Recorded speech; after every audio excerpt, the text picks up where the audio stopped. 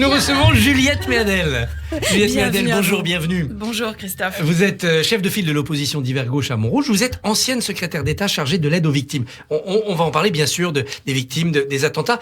Un mot sur ce Omicron, sur cette 5e vague. Vous dénoncez dans votre livre un impérieux besoin d'agir pour en finir avec l'impuissance politique. C'est aux éditions de l'Observatoire. Vous dénoncez dans votre livre le recours intempestif aux ordonnances de la part du gouvernement dans le cadre de l'état d'urgence sanitaire. Mais quand on voit la rapidité de cette 5e vague, on se dit heureusement qu'il y a les ordonnances pour être efficaces. Oui, alors il faut quand même dire que, expliquons 2 secondes ce que c'est qu'une ordonnance. Quand le gouvernement légifère par ordonnance, ça veut dire que le Parlement n'a pas beaucoup son mot à dire.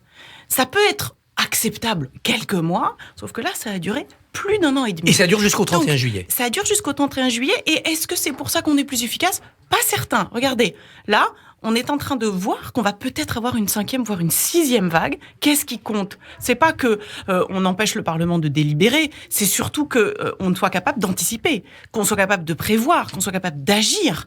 Là, la vraie question, ça va être les frontières. Est-ce que on va continuer à laisser les frontières ouvertes ? Il y a un enjeu considérable. Pour prendre ce type de décision-là, nous ne sommes pas obligés de mettre le Parlement sous cloche. Vous vous êtes occupé des victimes dans le dernier gouvernement du quinquennat François Hollande. Et puis Emmanuel Macron est arrivé et les structures se sont délitées. Ça a été abandonné. Vous dites pourtant la Startup Nation était compatible avec l'État-nation, protecteur et réparateur. Pourquoi Macron a-t-il minoré l'aide aux victimes ? Écoutez, je ne sais pas, je pense que c'est une question... question... Pas eu de réponse, ils vous ont pas expliqué ? Non, je crois que c'est une question qu'il faudrait lui poser. D'abord, il y a une raison qui est, à mon avis, une raison assez idéologique, qui consistait à dire l'aide aux victimes, c'est François Hollande, c'est Manuel Valls, c'est nous qui l'avons mis en place, là à gauche. Allez, on tourne la page, on laisse tomber. Deuxième sujet, l'aide aux victimes, c'est quoi ? C'est surtout de dire l'État doit être là pour protéger, pour accompagner, faut investir dans la santé, dans la protection dans les territoires, lutter contre la radicalisation, mettre massivement des moyens dans la justice, investir dans l'accompagnement psychologique, dans le logement, dans la santé. Vous voyez ce que je suis en train de dessiner ? C'est un État présent, un État qui a des moyens, un État qui protège. Et ça, c'est pas très compatible avec ce social-libéralisme qui le caractérisait et qui le structurait sur le plan idéologique. Mais c'est un État qui dépense aussi, un État qui est pourtant endetté. Non, c'est un État efficace. Moi, je crois beaucoup que, vous savez, l'aide aux victimes, pour prendre cet exemple-là, ça coûtait pas cher. Moi, j'avais une petite équipe de 10 personnes. On a créé un service public entier. Aujourd'hui, actuellement, sur ce sujet, il y a une équipe de 10 personnes qui fait moins que ce que nous faisions. Donc, moi, je crois qu'en réalité, l'État marche bien quand il est bien piloté et quand on est capable de le faire fonctionner sans dépenser trop, ce qui est possible dans l'état actuel des choses. Nous sommes le pays qui indemnise le mieux les victimes, vous le démontrez dans votre livre. Est-ce qu'on n'est pas allé trop loin dans le culte de la victime, la reconnaissance victimaire ? Alors évidemment, pour chacune d'entre elles, c'est essentiel, mais comme modèle de société ? Je ne crois pas. Moi, je crois qu'on a beaucoup de retard dans l'accompagnement de toutes les victimes. Il n'y a pas que les victimes d'attentats, il n'y a pas que les victimes d'infractions sexuelles, il n'y a pas que les victimes de catastrophes. Il y a cette idée que tout un chacun, vous, moi, demain, on peut être victime de quelque chose de tragique, de douloureux. Et l'État est là pour nous aider. Ça ne fait pas de vous une victime à vie, ça fait juste de vous un citoyen qui, à un moment donné, peut avoir un pépin. Et l'État, il est là pour réparer les pépins. C'est pour ça qu'on paye nos impôts. Donc on attend de lui qu'il soit présent, qu'il soit efficace, et on n'attend pas un État au rabais. Regardez ce qu'on vit là, en ce moment. On a besoin de quoi ? On vient de traverser une crise sanitaire, elle menace de revenir. Nous sommes encore sous le joug de la menace terroriste. Il y aura peut-être une crise économique et financière, l'inflation remonte. Qu'est-ce qu'on attend de l'État ? Qu'il soit présent.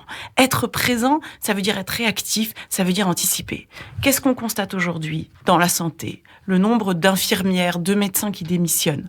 Dans la justice, près de 6 000 magistrats aujourd'hui qui sont en train de signer une pétition qui peut-être demain vont se mettre en grève. Des services de police qui, en dépit des quelques moyens qu'ils ont eus, sont mal formés, sont pas suffisamment dotés en matériel. Donc on a un État qui est amputé, qui est abîmé. Et c'est ça qui crée aussi une défiance à l'égard du politique. Revenons aux victimes d'attentats. Vous les avez accompagnées, les victimes de 2015, de 2016. Vous racontez dans votre livre qu'au moment de l'arrestation de Salah Abdeslam, quelques mois après le 13 novembre, certaines victimes auraient préféré qu'il fût tué plutôt que jugé. Pourquoi ont-elles eu cette réaction ? C'est normal, c'est la réaction qu'on a tous, qui est tripale, instinctive. Mais c'est une réaction de vengeance contre laquelle il faut évidemment lutter. C'est pour ça que la justice est là. Et heureusement qu'elle est là, parce que sinon c'est la loi de la jungle, c'est la loi du talion. J'étais au moment du procès là, en ce moment, le procès qui se déroule dans le public lorsque Salah Abdeslam s'est exprimé. Ce qui est frappant, c'est que bien sûr qu'il y a une pulsion d'agressivité qu'on a tous, mais la justice, quand elle se déroule, remet de la sérénité. Et on en a besoin. Ce procès actuel, il est utile ou il est risqué parce qu'il va donner une tribune à ces terroristes? Il leur donne de fait une tribune, mais en même temps, regardez ce qu'il est en train de se passer. Au fil de l'eau, la parole des terroristes, heureusement, s'entend beaucoup moins. Et heureusement, ce qu'on entend, c'est la parole des victimes qui ont témoigné pendant 5 semaines. Et ça sera, à la fin des fins, le triomphe d'un système démocratique sur la barbarie. Vous revenez sur les priorités des Français. En 2012, le terroriste n'y était pas. En 2017, 24% des Français le plaçaient en priorité. Aujourd'hui, vous n'avez pas l'impression qu'on s'est habitué? Alors, il y a un risque terroriste, mais on est devenu presque indifférent. Non seulement on s'est habitué alors qu'on ne devrait pas, mais en plus, je dénonce la situation actuelle d'un État qui n'est pas assez soutenu, d'un débat public qui ne parle pas assez des questions de sécurité avec une vision qui ne doit pas être la vision de la droite et de l'extrême droite, d'une intervention publique qui devrait être beaucoup plus forte sur les questions de santé. Bref, on devrait parler quand même de la question de la sécurité au sens large dans la campagne présidentielle. Et Emmanuel Macron, qui s'était quand même fait élire sur une promesse de macronisme qui devait être aussi la nation, de ce point de vue-là, n'a pas atteint ses objectifs. On a presque le sentiment que la promesse du macronisme n'a pas été réalisée par Emmanuel Macron. Le risque terroriste peut aussi s'infiltrer par les phénomènes de migration. Vous prônez un guichet unique pour le droit d'asile en Europe. Mais est-ce que votre proposition, c'est pas la fin de la souveraineté française, de cet État-nation? Il y a des sujets sur lesquels on n'y arrivera pas tout seul. On a besoin d'être fort, mais c'est certain que pour la question des flux migratoires, on ne va pas y arriver tout seul. Regardez, on a presque 1000 kilomètres de côte. On a 17 000 douaniers. Est-ce qu'on a assez de monde pour contrôler les frontières? Tout seul, on n'y arrivera pas. Donc, on doit avoir une police, Frontex, aux frontières extérieures de l'Union européenne qui soit capable de nous aider à engager ce contrôle des allées et venues.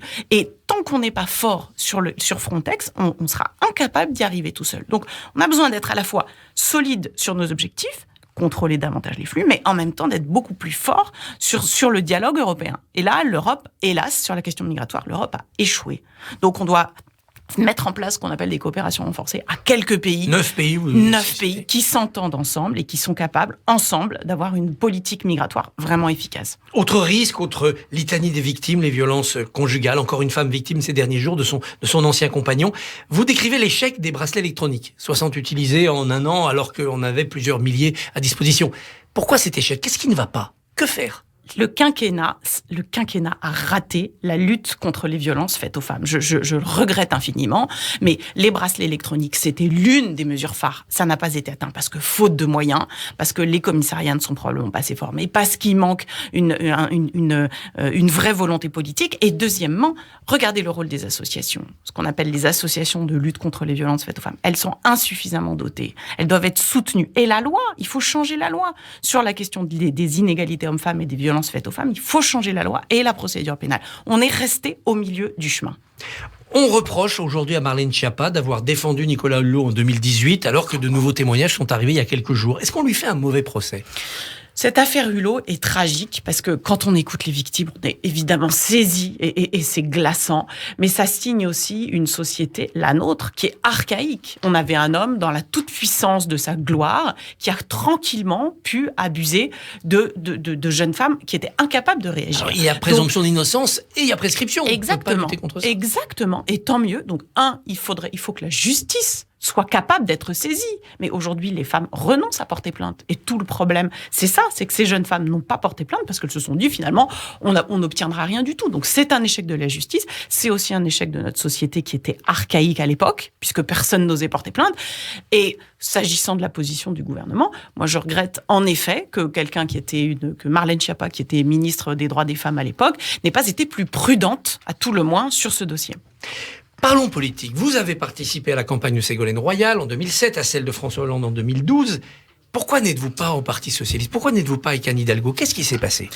Moi, j'ai quitté le Parti Socialiste. Enfin, on s'est quitté réciproquement il y a quelques années, puisque j'ai été exclue du PS suite au soutien que j'avais apporté à Emmanuel Macron, soutien que je ne regrette pas dès le premier tour, car j'estimais qu'il fallait aussi faire barrage à l'extrême droite.